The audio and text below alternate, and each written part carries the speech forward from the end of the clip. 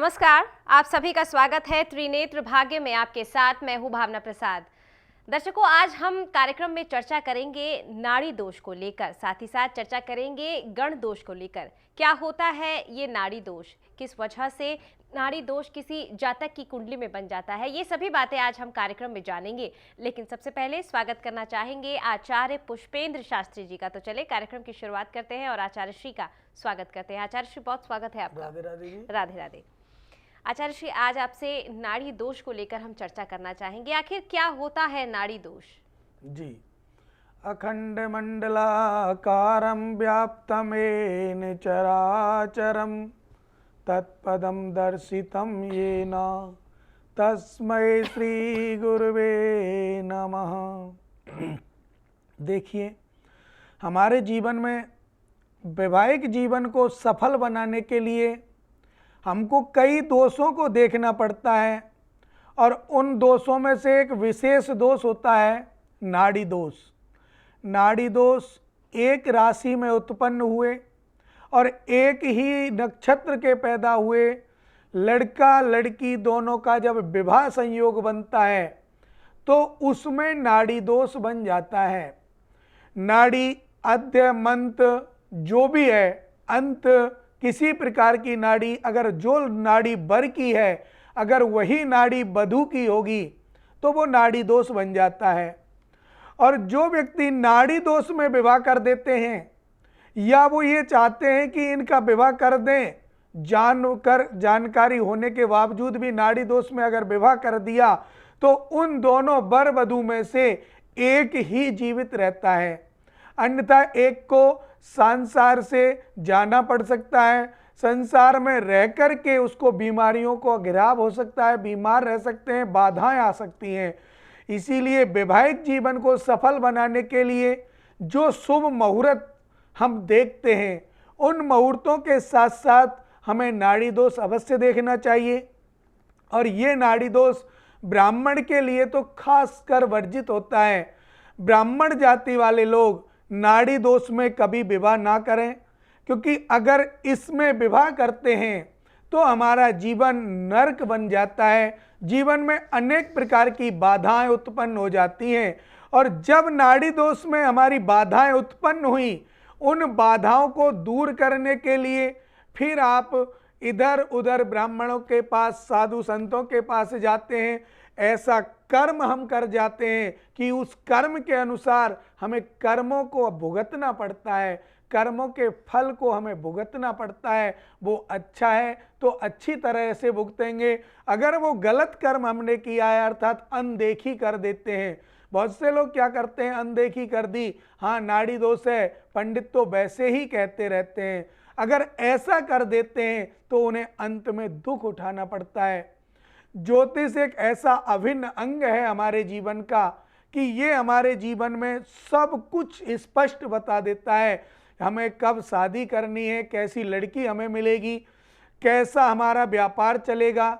लेकिन इसको करने के साथ साथ जो नाड़ी दोष हमारे जीवन में बनता है उस दोष से हमें सदा बचना चाहिए। कभी कभी ऐसा हो जाता है कि प्रेम विवाह जब हमारे जीवन में आ जाता है और प्रेम विवाह में अगर दोनों वर वधू के नाड़ी दोष बन जाता है, उसका क्या उपाय किया जाए। उसकी जो नाड़ी होती है उसे अंत तक कलावे से, रोली से पूजन किया जाता है और पूजन करके एक नाड़ी को शांत किया जाता है, एक नाड़ी को प्रत्यक्ष किया जाता है। और जब दो नाड़ियां ऐसे एक जैसी मिल जाएं तो नाड़ी दोष खत्म हो जाता है। अर्थात नाड़ी दोष खत्म होने का बहुत कम चांस होते हैं। इनको हमें देख करके ही कभी इसमें विवाह नहीं करना चाहिए। ये कोशिश भी नहीं करनी चाहिए कि हम नाड़ी दोष की पूजा करा दें। इसकी कोई पूजा नहीं होती, इसकी कोई विधि नहीं होती। इसका नियम एक ही है कि अगर नाड़ी दोष हमारी जीवन में, हमारी कुंडली में बनता है तो हमें उस वर कन्या से विवाह नहीं करना चाहिए। उससे अलग रह करके कोई दूसरे वर कन्या से हमें विवाह करना चाहिए। जीवन को सफल बनाने के लिए विशेष रूप से इस बात का ध्यान रखना चाहिए कि नाड़ी दोष एक ऐसा दोष है जो जीवन में इतनी अंधेर भर देता है कि वो जीवन कभी सफल नहीं हो सकता। बिल्कुल दर्शकों, अगर आप अपने जीवन में उजियारा चाहते हैं, जीवन में सफलता चाहते हैं, तो उसके लिए आप इस कार्यक्रम के माध्यम से संस्थान से जुड़ सकते हैं। संस्थान के जो नंबर है लगातार आपके टीवी स्क्रीन पर फ्लैश हो रहे हैं। एक प्रयास कर सकते हैं अपने जीवन को बेहतर बनाने का। नंबर टीवी स्क्रीन पर लगातार फ्लैश हो रहे हैं। आप इस कार्यक्रम के दौरान तो हमसे बात कर ही सकते हैं, साथ ही साथ आप कार्यक्रम के बाद भी संस्थान में फोन कर सकते हैं, अधिक जानकारी आप प्राप्त कर सकते हैं। आचार्य श्री, नाड़ी दोष के बारे में आपने बताया, अब आपसे जानना चाहेंगे ये जो नाड़ी दोष है, अगर कोई व्यक्ति नाड़ी दोष अपनी कुंडली में लिए हुए है और दूसरे व्यक्ति से विवाह कर लेता है तो किस तरीके की समस्याओं का सामना उसे करना पड़ सकता है? जी देखिए, सबसे पहले तो नाड़ी दोष कुंडली के अंदर नहीं होता। नाड़ी दोष जो होता है वो कुंडली से बाहर होता है। जब हम शादी विवाह दोनों वर और कन्या की मिलाते हैं, कुंडलियों का मिलान करते हैं, तो उन कुंडलियों के मिलान के अंतराल में हम एक चीज मिलान करते हैं, उसमें ग्रह मिलाए जाते हैं। जो ग्रहों के साथ साथ नाड़ी को हम भूल जाते हैं, नहीं मिला पाते।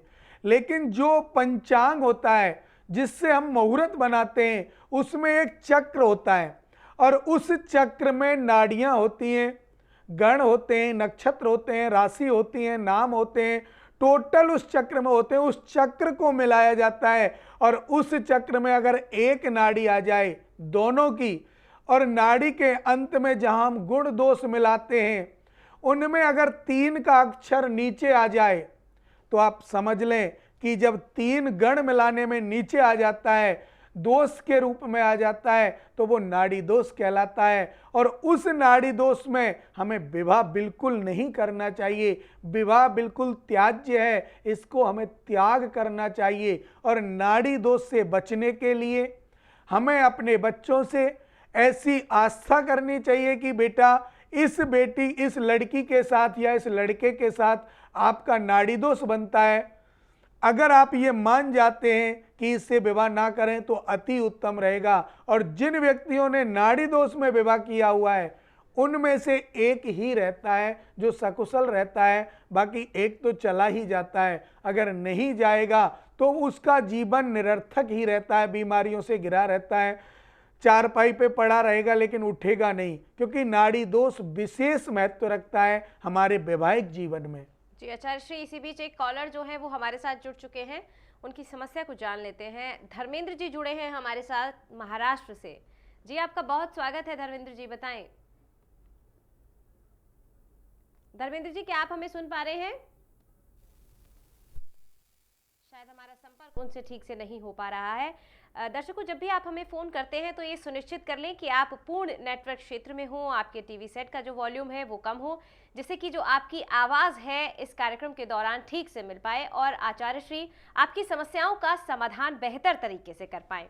आचार्य श्री, नाड़ी दोष को लेकर आप चर्चा कर रहे थे कि एक व्यक्ति जो होता है वो उसका जीवन निरर्थक ही हो जाता है अगर हम गैर नाड़ी दोष वाले व्यक्ति से विवाह कर लेते हैं। तो अब आपसे जानना चाहेंगे क्या कारण होते हैं जो किसी व्यक्ति की कुंडली में इस तरह की समस्या आ जाती है? देखिए, हमारी कुंडली में प्रत्येक समस्याएं, शुभ कर्म, अच्छे कर्म, बुरे कर्म, सभी ग्रह दोष हमारे जीवन में आते हैं। और जो नाड़ी दोष की समस्या है ये अचानक नहीं आती, ये सिर्फ नक्षत्र के द्वारा आती है। जो नक्षत्र हमारे जीवन में आते हैं, जिन नक्षत्र में हमारा जन्म हुआ है, जिस नक्षत्र में हम पैदा हुए थे, उस नक्षत्र का अगर कोई वर कन्या अपने दूसरे से पैदा हुई हो तो उस जगह ब्राह्मण के लिए और दोष के लिए नाड़ी दोष लग जाता है। और उस नाड़ी दोष से बचने के लिए हमको सिर्फ एक ही उपाय करना होता है, हमें वो विवाह जो हमारा वैवाहिक जो जीवन है उसका त्याग करना होता है कि हम इस बंदे से, या लड़का हो या लड़की, इसके साथ हम विवाह नहीं कर सकते। क्यों नहीं कर सकते? क्योंकि इसके साथ विवाह करने में हमारी कुंडली में नाड़ी दोष बनता है। और अगर हम किसी भी बात से चूक जाते हैं और चूक होने पर तो हम बहुत ही दुख उठा सकते हैं, और उस दुख से बचने के लिए हमें नाड़ी दोष को शांत करना चाहिए। और वो शांत कैसे होता है? जब हम उससे दूरियां बनाएंगे। जो हमारे साथ नाड़ी दोष बनाकर बैठा है, जो लड़का है या लड़की, उससे अगर हम दूरियां बनाएंगे तो हमारा नाड़ी दोष स्वतः ही शांत हो जाएगा। और नाड़ी दोष के लिए हमें सिर्फ एक बात विशेष ध्यान रखनी चाहिए कि हमें नाड़ी दोष वालों से विवाह नहीं करना चाहिए। जिसके नाड़ी दोष लगता है उस विवाह को हमें त्याग देना चाहिए। ये बात आप विशेष कर ध्यान रखें। जी आचार्य जी, ये तो बात हुई नाड़ी दोष को लेकर। अब गण दोष क्या होता है? जी देखिए, कुंडली में हमारी जब जन्म कुंडली हम बनाते हैं तो कुंडली के पीछे वाले पन्ने पर एक सारणी लिखी आती है कि इसका किस गण में, किस वर्ण में, कैसे, कहाँ जन्म हुआ, कौन सी इसकी नाड़ी है। तो गण जो आता है उसमें राक्षस आता है, देव आता है, मनुष्य आता है, सर्प आता है, अनेक प्रकार की योनियों को साधते हुए गण दोष लग जाता है।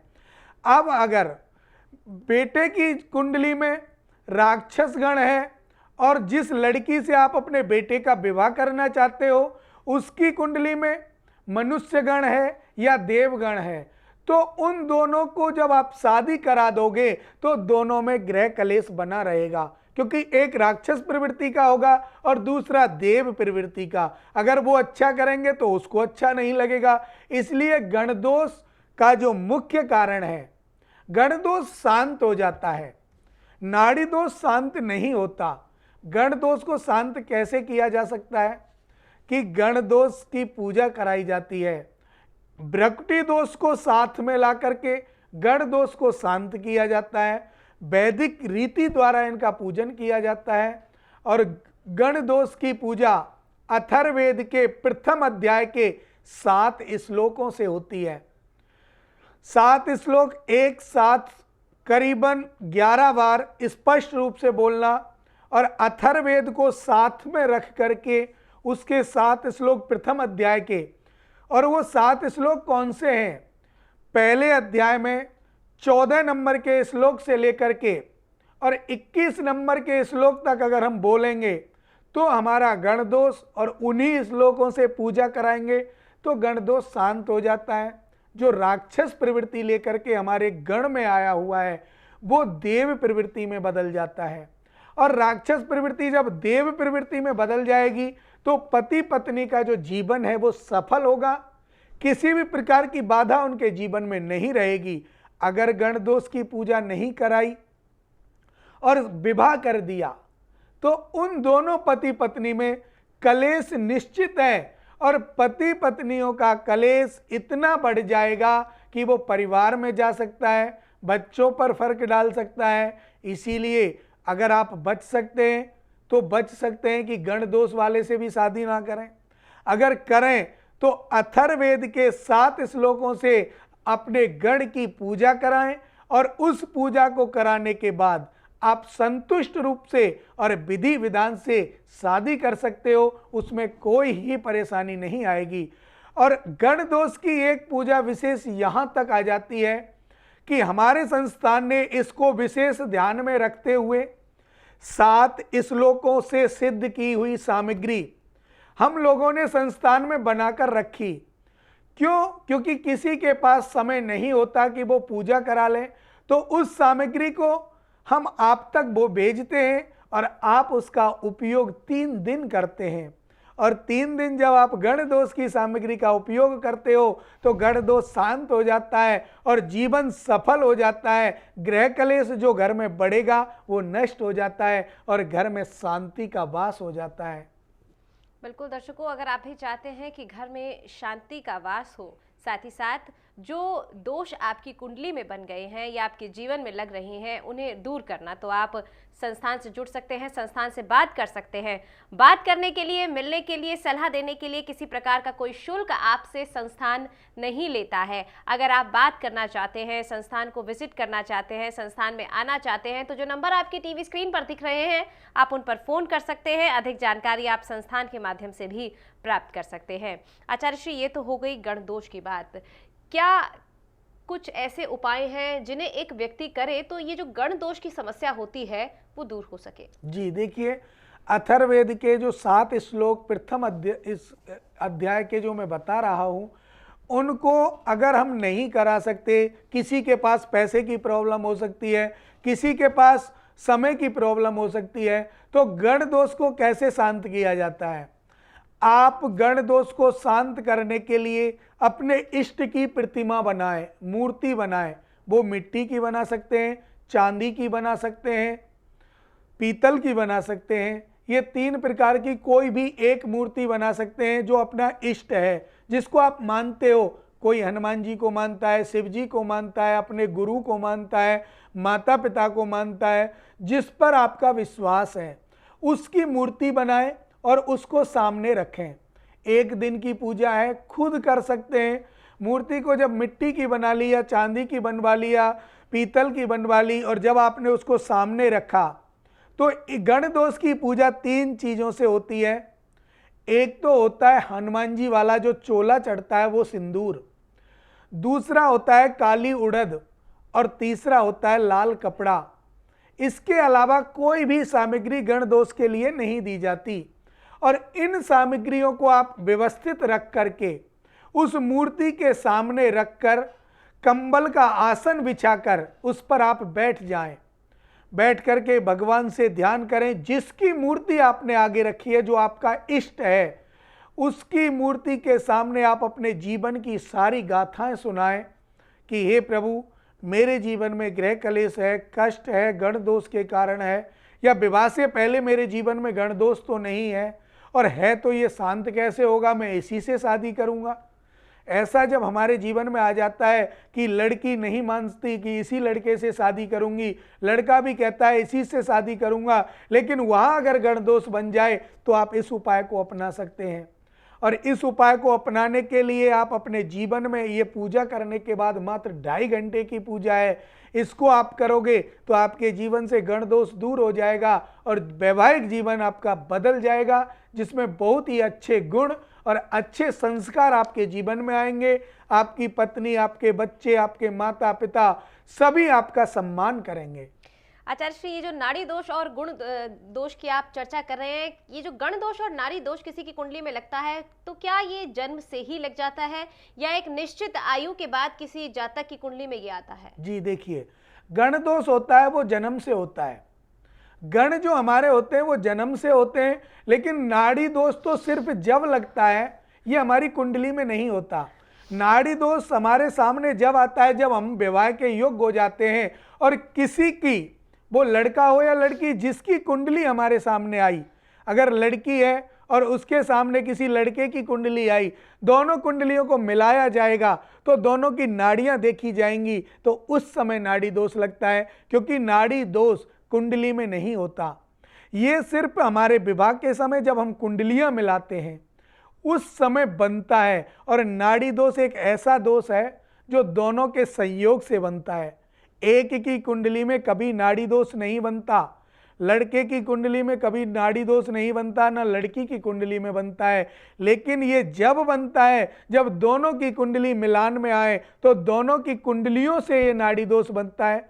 कभी भी एक परामर्श से नाड़ी दोष का हल नहीं होता, दोनों के ही साथ होता है। और इसी प्रकार जो गण दोष है, वो गण दोष भी हमारे इसी समय बनता है जब हमारा विवाह का सामने विवाह की सामग्री हो, विवाह हमारा सामने हो, और जिस लड़की की कुंडली हमारे साथ मिलाई गई या जिस लड़के की कुंडली मिलाई जाएगी, उस कुंडली में जो हमारा गण है, चाहे राक्षस है चाहे मनुष्य है, वही गण अगर उसके साथ है तो हमारा सेम है, अच्छा है। अगर वो भिन्न जाता है, जैसे राक्षस के साथ मनुष्य आ जाता है, तो दोष लग जाता है। और जब दोष लग जाता है तो उनकी प्रवृत्तियां अलग हो जाती हैं।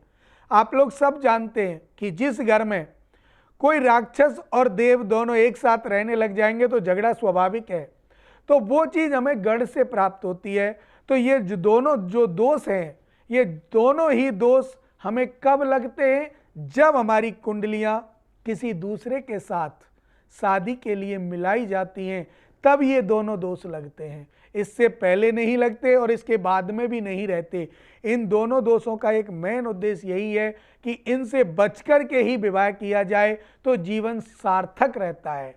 आचार्य श्री, ये तो आपने बताया कि इनसे बचकर ही अगर रहा जाए तो जीवन सार्थक हो जाता है, लेकिन ऐसे में वो व्यक्ति क्या करेगा जो प्रेम विवाह करना चाहता है और उसकी कुंडली में इस तरह के दोष हैं?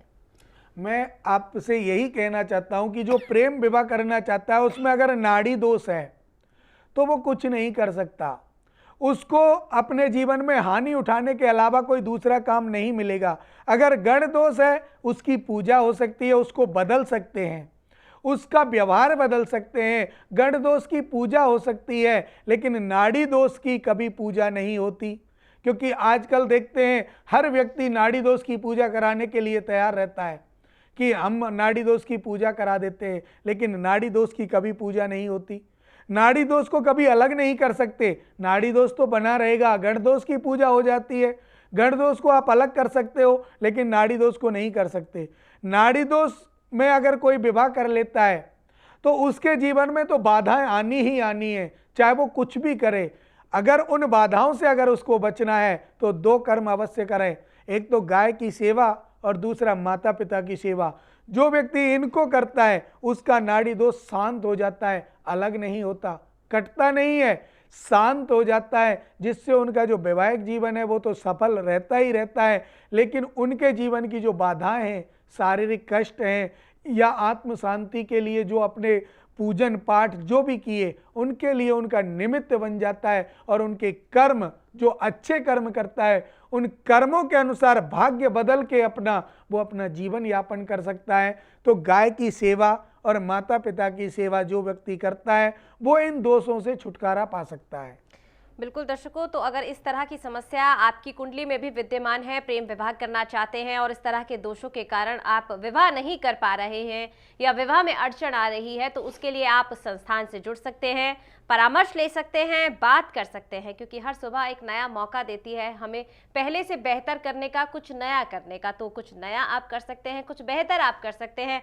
जीवन में जो भी परेशानियां हैं उसे साझा कर सकते हैं संस्थान से और सलाह पा सकते हैं। नंबर टीवी स्क्रीन पर आपके लगातार फ्लैश हो रहे हैं।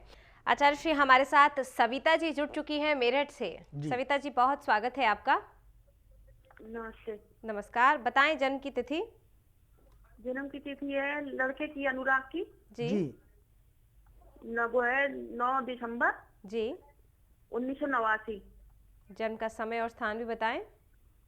जन्म का स्थान है बरेली। समय बताएं। उसकी शादी के बारे में पूछना जी, है। जन्म का समय भी बताएं। 8:40 8:40 सुबह रात का समय है। रात का 8:40 रात्रि का, और बरेली यूपी का जन्म है। जी। शादी के बारे में आप जानना चाहती हैं? हाँ हाँ जी।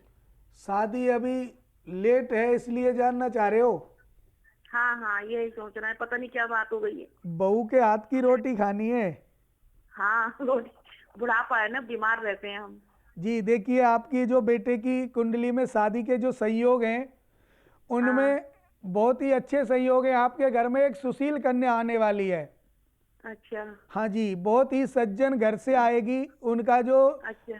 पत्नी का घर है वो एक सुखद परिवार है, अच्छा परिवार है, संस्कारिक परिवार है, क्योंकि चंद्रमा की दृष्टि है। जिस प्रकार एक चंद्रमा अपने शरीर सौम्य स्वरूप में रहता है, शीतलता जिसके अंदर होती है, वही शीतलता आपके बेटे की बहू के अंदर हो सकती है।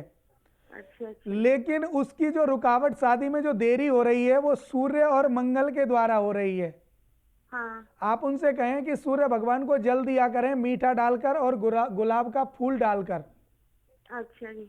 और जब आप सूर्य भगवान को जल देंगे तो आपके जीवन की जो संकट है, ये जो शादी में विलंब हो रहा है, ये दूर हो जाएगा। अच्छा। और आप बुध मंगल की सिद्ध सामग्री हमारे संस्थान से मंगा सकते हैं, क्योंकि वो आप लोग घर नहीं कर सकते। या तो वैदिक ब्राह्मण आपके आसपास हो, वो पूजा कर सकते हैं, या आप हमारे संस्थान से इसकी सिद्ध सामग्री मंगा सकते हैं। तो उसके द्वारा आप उसको नियम से करें। आपके बेटे की शादी अप्रैल महीने तक हो जाएगी।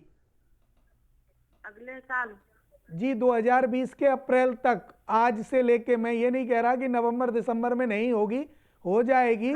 लेकिन मैंने समय दिया है, ये का हमारे इसका 5 महीने का समय होता है। अच्छा जी। जी आचार्य सर श्री, ये नहीं बता सकते हैं आप किस दिशा से होगी? ये हम बता सकते हैं आपको कि आपका जहां रेजिडेंस होता है, जहां आप रह रहे हो, उस जगह से उत्तर दिशा की तरफ आपके बेटे की शादी होगी। जिस जगह आपका घर है उससे आप उत्तर दिशा में देख लें कि उस दिशा से आपके बेटे को संबंध आने लगेंगे और आ भी रहे होंगे। ज्यादातर जिधर से आएंगे उत्तर दिशा से आएंगे और उधर से ही शादी होगी। जी आचार्य श्री, कई बार इस तरह की समस्या जीवन में आ जाती है कि इतनी उम्र हो जाती है और विवाह नहीं हो पाता है, तो खास तौर पे माता पिता बहुत ज्यादा चिंतित हो जाते हैं। लेकिन चिंतित होने का कारण तो इनको होना ही नहीं चाहिए। इनको चिंतित कब होना है? अरे जब आप उपाय कराइए, कोई दोष है उसको मिटाइए। शादी का, विवाह का जो संबंध है वो विशेष रूप से एक चीज देखिए, सौम्य स्वरूप जब हमें मिल जाता है, चंद्रमा हमारी दृष्टि में आ जाता है, हमारे घर में बैठ जाता है, हमारा जीवन सफल हो जाता है। तो इसीलिए जब जीवन में कोई उन्नति हमें पानी है तो उसका जो कार्य है, हमें सबसे पहले हमें करना क्या है? कुंडली दिखानी है, दोष मिटाने हैं, जल्दी कार्य सफल होंगे। जब हम दोषों को नहीं मिटाते तो हमें ये प्रॉब्लम आती है, और जब दोष हम नहीं मिटाते तो ही हमारी शादी विलंब होता है, कैरियर नष्ट होता है। तो हमें पहले कुंडली को अपना अंग बना लेना चाहिए और उसको, उसके बाद जीवन में आगे बढ़ना चाहिए। चाहे वो कोई भी क्षेत्र हो, जहाँ बाधाएं हैं उनका पूजन पाठ अनुष्ठान जप करा करके उसको निराकरण करना चाहिए। और जीवन को सफल बनाने का मूल मंत्र है कि अपनी कुंडली, अपने बच्चों की कुंडली आप अच्छे ज्योतिषाचार से दिखाएं। बिल्कुल दर्शकों, अगर आप अपने बच्चों की या अपनी कुंडली से दोष मिटाना चाहते हैं तो आप जुड़ सकते हैं संस्थान के साथ। टीवी स्क्रीन पर नंबर जो है लगातार आपके फ्लैश हो रहे हैं। बात करना चाहते हैं, सलाह लेना चाहते हैं, कुंडली नहीं है, कुंडली का निर्माण कराना चाहते हैं, तो एक बार आप संस्थान से अवश्य जुड़ें। आचार्य श्री से अगर आप मिलना चाहते हैं तो आप उनसे मिल भी सकते हैं। किसी प्रकार का कोई शुल्क आपको देने की आवश्यकता नहीं है। आप आकर अपॉइंटमेंट लेकर उनसे मिल सकते हैं, जिससे कि आपकी समस्याओं का समाधान हो सके, आपके जीवन को बेहतर बनाया जा सके, आपके जीवन में खुशियां लाई जा सके। बस ज़रूरत है आपके एक पहल की, तो आप उस पहल को कर सकते हैं। संस्थान से आप जुड़ सकते हैं। आचार्य श्री, क्या संस्थान के माध्यम से कुंडली का निर्माण भी किया जाता है? क्योंकि कई लोग ऐसे हैं जिनकी कुंडली नहीं होती है। जी देखिए, हमारे संस्थान से कुंडलियां बनाकर जो हम भेजते हैं, उसमें विशेषकर जो कुंडलियां हम बनाते हैं, सभी कुंडलियों को गूढ़ रहस्य के द्वारा देखा जाता है। उनमें जो उपाय होते हैं उनको लिखा जाता है। जो बिना पैसे के उपाय हैं, जिनको तुम खुद कर सकते हो, ऐसे उपाय भी हम लिख कर देते हैं। हमारी संस्थान से जो कुंडली बनाकर हम देते हैं उनमें नियम लिख करके देते हैं, उपाय लिख करके देते हैं, और जो दोष है उसका उपाय हम करके देते हैं। वो उपाय खत्म बिल्कुल ऐसा कर दे कि कोई दोष अगर है उसका पूजन पाठ सारा कुछ हम कर देते हैं। और अगर दोष नहीं है आपकी कुंडली में तो आपको सिर्फ आपकी कुंडली बना करके आपके घर तक भेज देते हैं। बिल्कुल दर्शकों, अगर घर तक अपनी कुंडली को मंगवाना चाहते हैं तो टीवी स्क्रीन पर नंबर लगातार आपके फ्लैश हो रहे हैं।